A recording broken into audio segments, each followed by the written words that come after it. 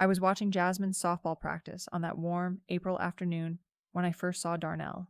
He was skateboarding in the parking lot behind the field, doing these little tricks and jumps that honestly seemed kind of juvenile for a 26-year-old man. But there was something about the way he moved that caught my attention. He had this confidence, this swagger, like he owned the whole world. When he noticed me watching him, he skated right over with this cocky grin and started talking to me like we'd known each other forever. "You got a daughter on the team?" he asked, nodding toward the field where Jasmine was practicing her swing. "Nieta," I said, trying to play it cool even though my heart was racing. "That's Jasmine in the blue helmet." He leaned against the fence next to me, close enough that I could smell his cologne mixed with that outdoor, slightly sweaty scent that somehow worked on him. "She's got good form? You come to all her games." The way he was looking at me, like he was genuinely interested in my answer, made me feel special. Most guys my age were still playing games, being all mysterious and hard to read. But Darnell was direct. I liked that.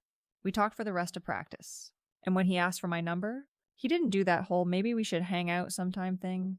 He straight up said he wanted to take me out that night. "Tonight?" I asked, a little surprised but definitely intrigued. "Why wait?" he said with that same confident smile. "Life's too short to play around." I couldn't argue with that logic. After I dropped Jasmine off at home, I met Darnell at his friend's house. The whole thing felt spontaneous and exciting in a way that I hadn't experienced in forever. He introduced me to his crew, these other guys in their 20s who all seemed to revolve around skateboarding and hanging out. But Darnell was clearly the leader of the group. Everyone looked up to him, and he chose me out of all the girls he could have been with. He wanted to spend his evening with me. One thing led to another, and we ended up hooking up that same night. I know some people might think that was moving too fast, but there was this incredible chemistry between us that felt too good to ignore. He was passionate and intense, and afterward, when we were lying there talking, he told me he'd been watching me for weeks at the softball field, trying to work up the courage to approach me. That should have been my first red flag, honestly, because why would someone need weeks to work up courage if they were as confident as they seemed? But at the time, I thought it was romantic.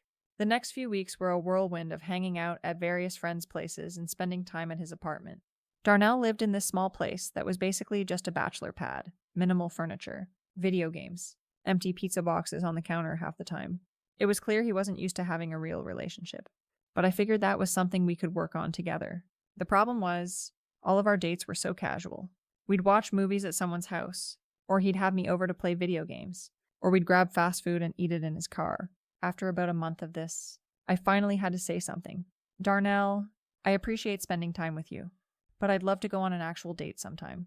You know, dinner at a restaurant, maybe a movie theater, something that feels more official." He looked at me like I'd asked him to plan a trip to Mars. "What's wrong with what we've been doing? We have fun, right?" "We do have fun, but I want to feel like I'm your girlfriend, not just someone you hang out with when you're bored." That seemed to get through to him, because the next week he took me to Steak and Shake. It wasn't exactly fine dining, but it was a start.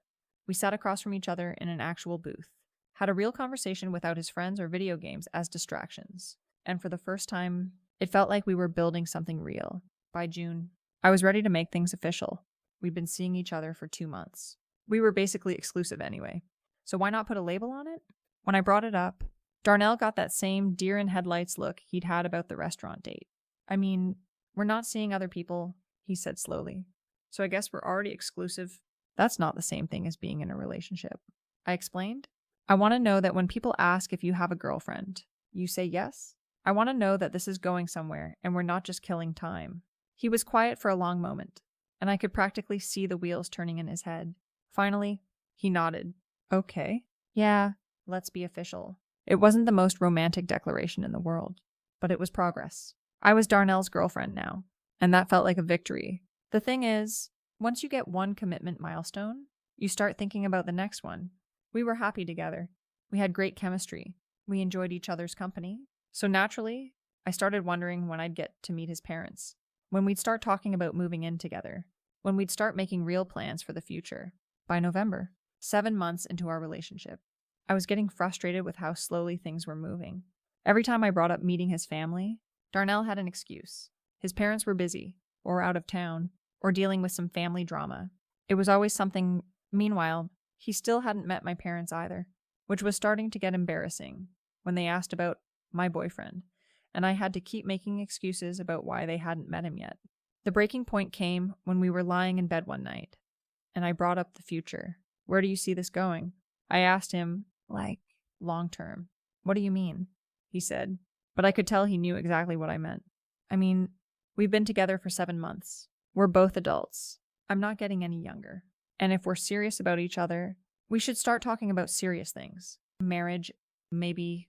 The look on his face was like I'd just suggested we rob a bank together. Marriage. Patricie. We're still figuring things out. What is there to figure out? We love each other. We get along great. We're compatible. I'd honestly elope with you right now if you asked me. Right now? He sat up in bed, looking genuinely alarmed. Patrice, I'm thinking more like 3 to 5 years before I'd be ready for something like that. 3 to 5 years. I felt like he'd slapped me. 3 to 5 years? Darnell, I'm 24 years old. I'm not going to waste the best years of my life waiting for you to decide if you want to marry me. It's not about wasting time. It's about being smart. Marriage is a big deal. I want to be financially stable. I want us to really know each other. I want to be sure. How much more sure do you need to be? What exactly are you waiting for? He didn't have a good answer for that, which told me everything I needed to know. He was comfortable with the way things were and had no motivation to move forward. That's when I realized I needed to give him some motivation. A few days later, I sat him down and laid it out clearly.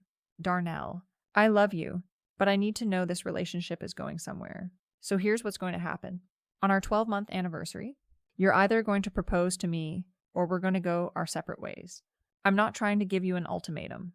I'm just being honest about what I need. He stared at me for a minute, then asked, when is our 12-month anniversary? The fact that he didn't even know the date we'd made things official was another red flag, but I ignored it. April 15th? I told him. That gives you 5 months to figure out if you want to spend your life with me or not. I thought setting a clear timeline would light a fire under him, make him realize what he had to lose. Instead, he just nodded and said, okay, like I'd told him what time dinner would be ready. But I figured that was just his way of processing. Men don't always show their emotions the same way women do. The problem was, even with a clear deadline, he still wasn't making any effort to move things forward. December came and went, and he still hadn't introduced me to his parents. January rolled around, and I was tired of waiting for him to take initiative, so I took matters into my own hands. I invited my parents to meet us for dinner without telling Darnell ahead of time. I knew if I asked him, he'd just make another excuse, so I figured it was better to just make it happen. When we walked into the restaurant and my parents were sitting there waiting for us, the look on his face was priceless. Surprise, I said, giving him a big smile. I thought it was time you finally met my parents. He was polite during dinner. I'll give him credit for that. He shook my dad's hand, complimented my mom's dress, answered all their questions about his job and his hobbies. My parents loved him, which I knew they would. He was charming and funny when he wanted to be. But afterward, when we got back to his place, he was furious. You ambushed me.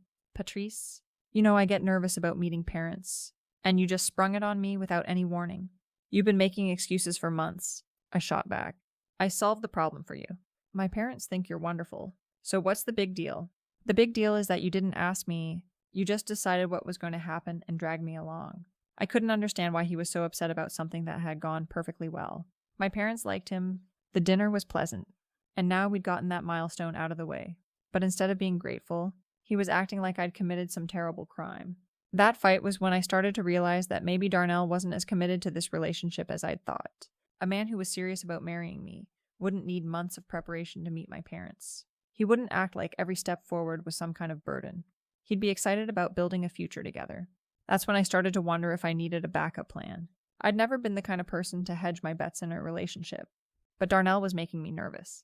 What if April 15th came and he chose to break up instead of propose? What if I'd wasted a whole year of my life on someone who was never serious about me? I decided to download a couple of dating apps, just to keep my options open. I wasn't planning to cheat or anything.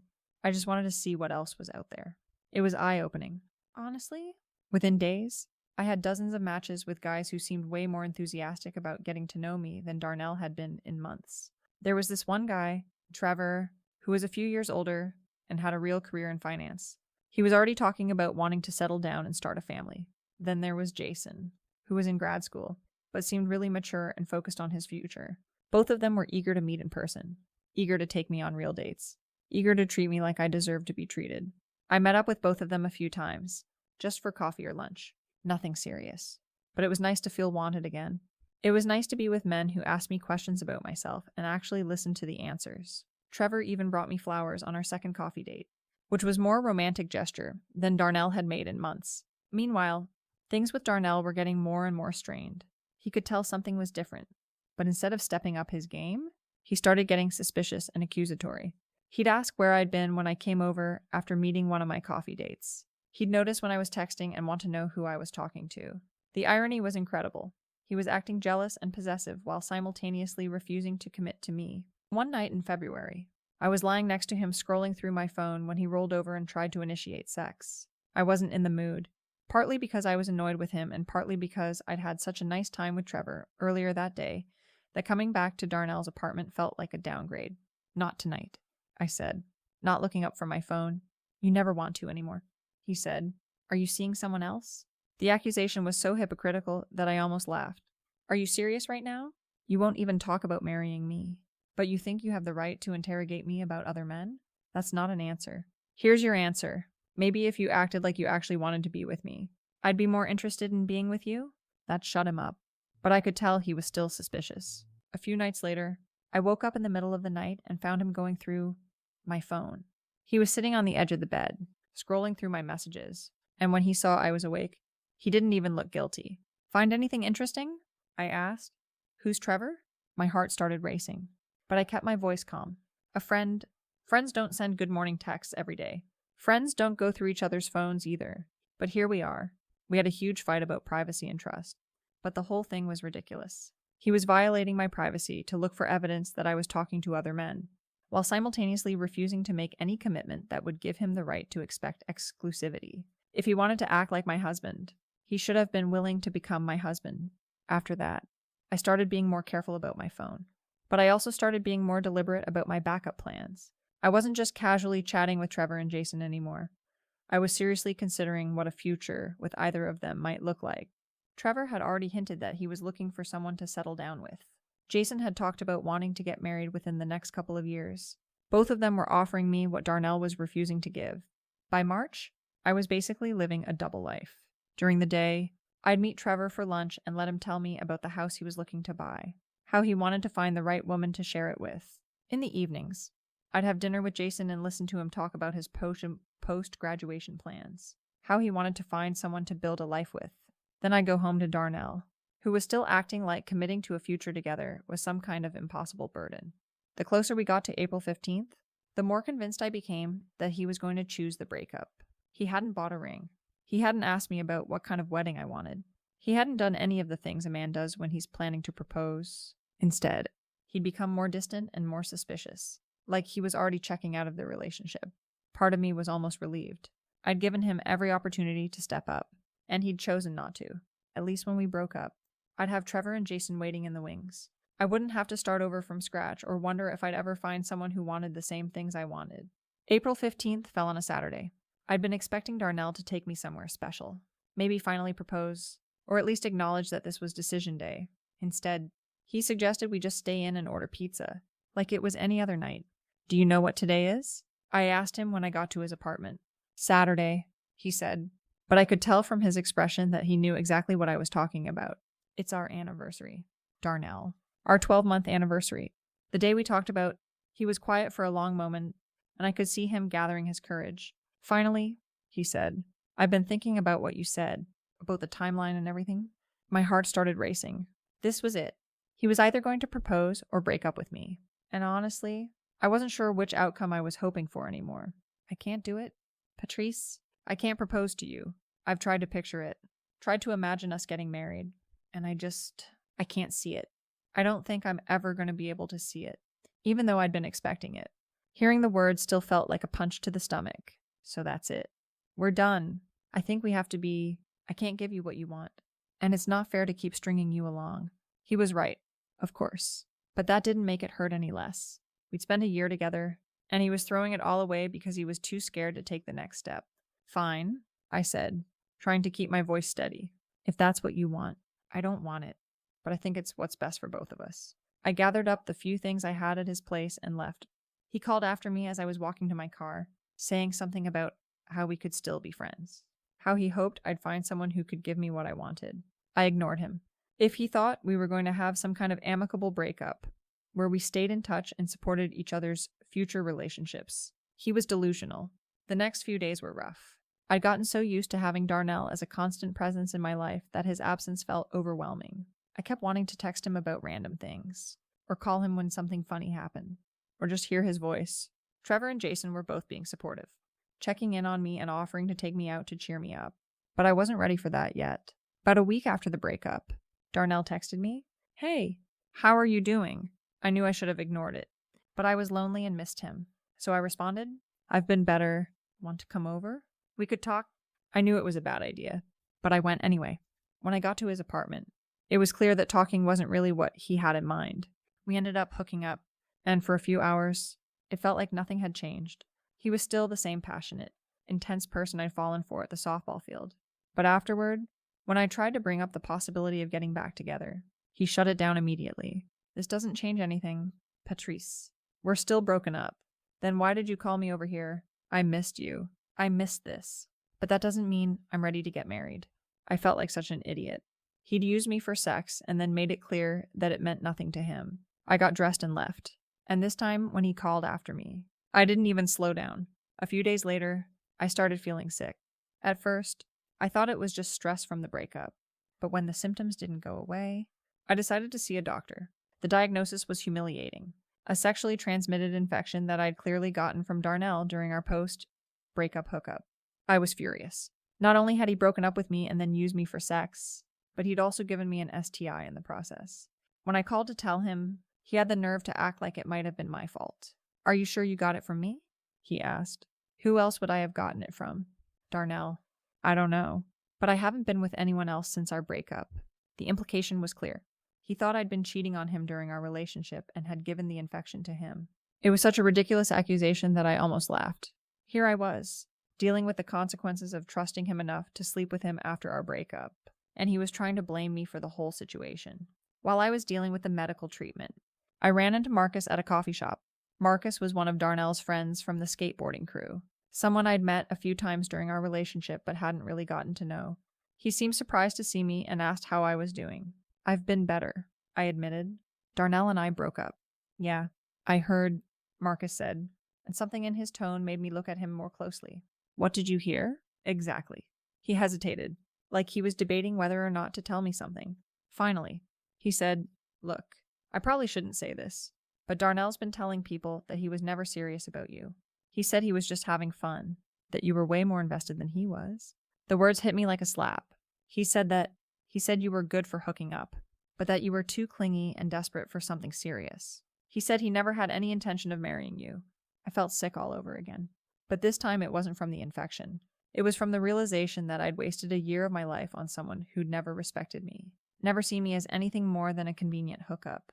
All those months I'd spent trying to build a future with him. He'd been laughing about it with his friends. "I'm sorry," Marcus said, seeing the expression on my face. "I thought you should know?" "No. I'm glad you told me. At least now I know what kind of person I was dealing with." We ended up talking for over an hour. Marcus was different from Darnell and his other friends, more mature, more thoughtful, more interested in having actual conversations about real things. When he asked if I wanted to get dinner sometime, I said yes. Our first date was everything my dates with Darnell had never been. Marcus took me to a nice restaurant, asked me thoughtful questions about my life and my goals, and treated me like someone worth impressing. When he walked me to my car afterward, he was a perfect gentleman. No pressure, no assumptions, just a sweet goodnight kiss and a promise to call me the next day. Dating Marcus felt like a revelation. This was what it was supposed to be like when someone was actually interested in building something real with you. He introduced me to his family after just a few weeks. He talked openly about wanting to get married and have kids someday. He made me feel valued and respected instead of like I was constantly having to prove my worth. The best part was knowing that Darnell was hearing about it through their mutual friends. Marcus had started distancing himself from the skateboarding crew, partly because he was spending more time with me, and partly because he was growing out of that whole scene anyway. But word got back to Darnell that his ex-girlfriend was now dating one of his friends. And apparently, he wasn't taking it well.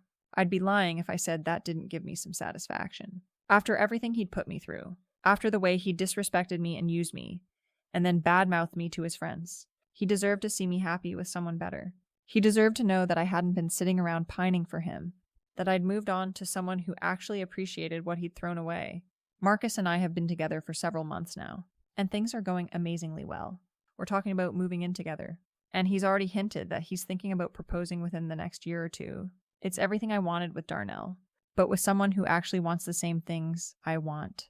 I'm starting college in the fall, something I'd put on hold during my relationship with Darnell because I'd been so focused on our future together. Now I'm excited about building my own future, with or without a man, though I'm pretty confident Marcus is going to be part of it. Sometimes I wonder what would have happened if Darnell had just been honest with me from the beginning. If he'd told me up front that he wasn't looking for anything serious, I could have made an informed decision about whether or not to get involved with him. Instead, he strung me along for a year, letting me believe we were building towards something real while secretly thinking of me as just a hookup. But in a way, I'm grateful it happened the way it did. If Darnell had proposed to me, I might never have realized how much better I could do. I might have settled for someone who saw me as convenient, rather than someone who sees me as irreplaceable. Marcus treats me the way Darnell should have from the beginning, and now I know the difference. The whole experience taught me that you can't force someone to want what you want, but you also don't have to waste your time on someone who doesn't see your value. There are men out there who are ready for commitment, ready for marriage, ready to build a real life with the right person. Darnell wasn't one of them, but Marcus is, and that makes all the heartbreak and drama worth it. I heard through mutual friends that Darnell is still single, still skateboarding in parking lots, still living in the same bachelor pad apartment. Meanwhile, I'm planning a future with someone who can't wait to marry me. I think it's pretty clear who came out ahead in this situation.